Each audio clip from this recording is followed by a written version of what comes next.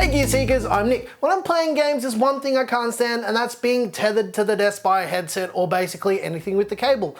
I've even switched most of my other peripherals to being wireless now because, to be honest, wireless peripherals have come a very long way in the last few years.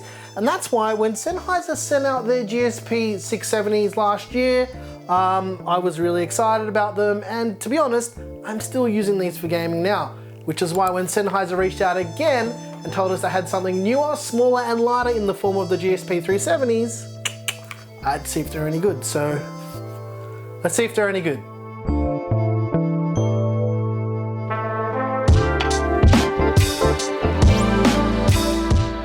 I want to preface this video by saying the same thing I do with all of these audio product videos. I feel that when it comes to audio products, most tech reviewers might not have the same experience that I do with making music or audio. And if you don't know, like I just said, I make all of the music that you hear here on the channel, and I've been producing music forever. And to put it quite simply, I know what good audio should sound like. Also, I just want to say that Sennheiser didn't pay us a cent for this video. They literally sent us another headset, and that's basically it. I couldn't care less about fanboy points of view. I just want to make videos about this stuff when I get it, so let's jump in. Sennheiser has been one of the strongest brands in the audiophile music businesses for many, many years, and in the last few years, they started to add to their lineup by creating products for the gaming market. And not only that, they've kind of split their gaming products into a sub-brand called EPOS, which is specifically for their gaming and their enterprise lineup. Obviously, people have used their headsets for many years for gaming, but in the last few years, they've really started to focus on bringing those gaming-centric products to the market. And that's where the GSP 370 wireless gaming headset comes in. EPOS wanted to make a wireless headset specifically for gaming, removing some of the functionality of the 670's. The main thing they removed was the Bluetooth functionality, and yeah, they made them a physically lighter headset. So let's take a look at what you get in the box first to, see what you get in the box, right? You obviously get the headset itself, and they're a lot lighter than the GSP 670's, which is really nice. It includes some documentation and all of that standard stuff. It also includes a USB Type A to micro USB cable for charging and updating the firmware and the brains.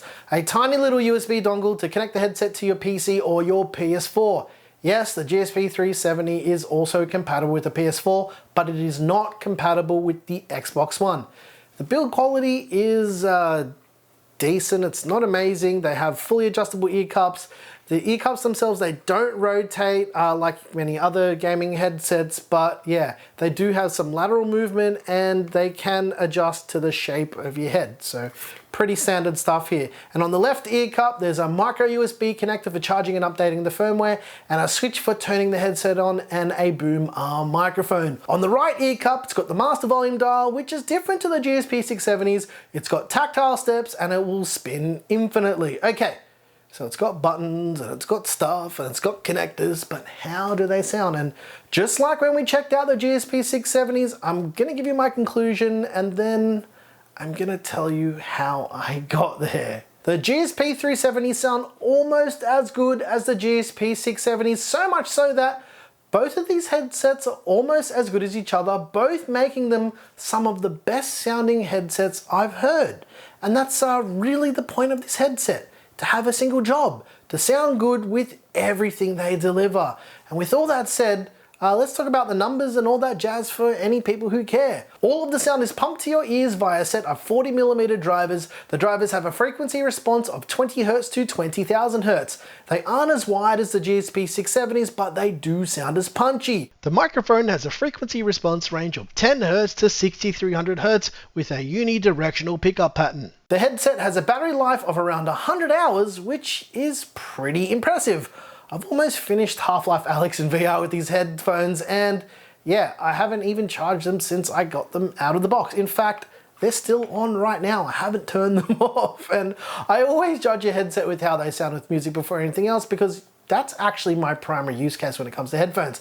Now, I want to know how they sound with all the software stuff turned off and all the enhancements and all the surround sound and bass boost. You get it, right? I want the EQ to be as flat as possible. Now, the stereo separation is about as you'd get with any other high-end headphones, although it's still not quite as wide as the GSP 670's. And when listening to music, you can hear everything in the mix in its own space on the soundstage, Nothing interferes with anything else, and it sounds like it should.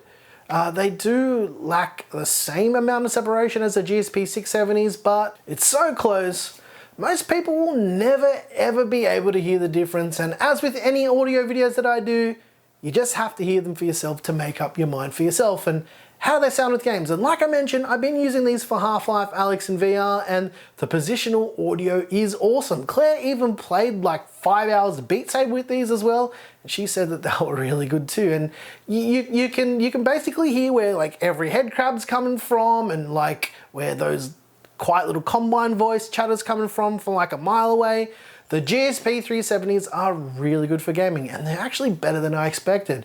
And this leads me into the next thing.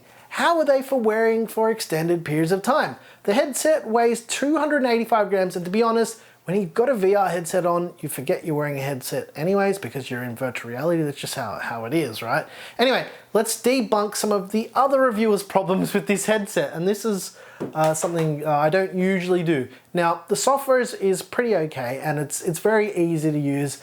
It's got everything you need, and it's got nothing you don't. It's simple, and simple is good. And I've been using their software for around 9 months every single day of the week, and it's been pretty decent. And for some other people who have used the headset for like 5 minutes, they've complained about it.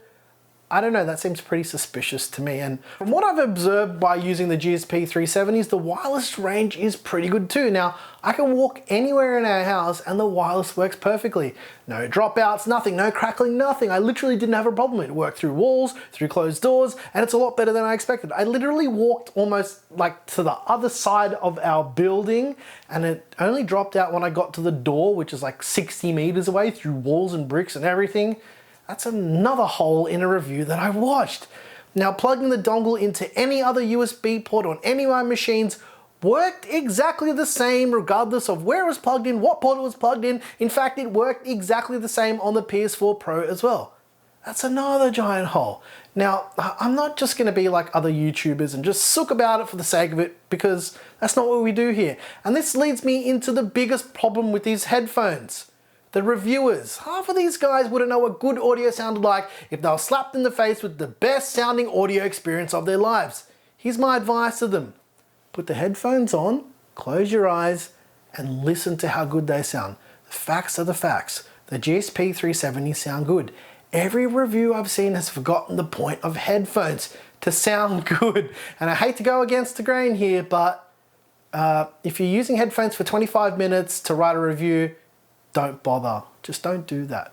Give people honest advice and opinions. Now, that said, yes, the GSP 370's are not as good as the 670's.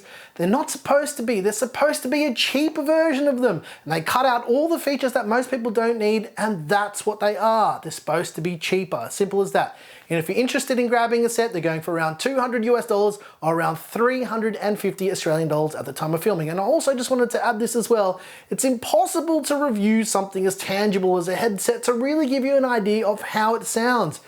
You honestly have to hear these for yourselves. And obviously they're not as good as the GSP 670's, but they're pretty close. And Sennheiser didn't pay us a cent, like I said in the intro. I'm not a fanboy of Sennheiser at all. I couldn't care less. I just want you guys to hear them for yourself, just like I did, so they could prove themselves to me. Simple as that. If you like this video, please like and subscribe. If you didn't like this video, you know what to do, and tell us what you hated about it. Consider hitting the join button or getting early access on Floatplane. Once again, thank you so very much for watching. I'm your boy Nick with Gear Seekers. You peak, we seek. And I don't mean to get ranty in this video, but there's just some holes in other people's reviews that I see, and I usually won't say anything, but sometimes it just gets to the point where it frustrates me and I just need to say something about it. Yeah, I don't mean to be like that, but yeah, I don't know. Thanks for watching.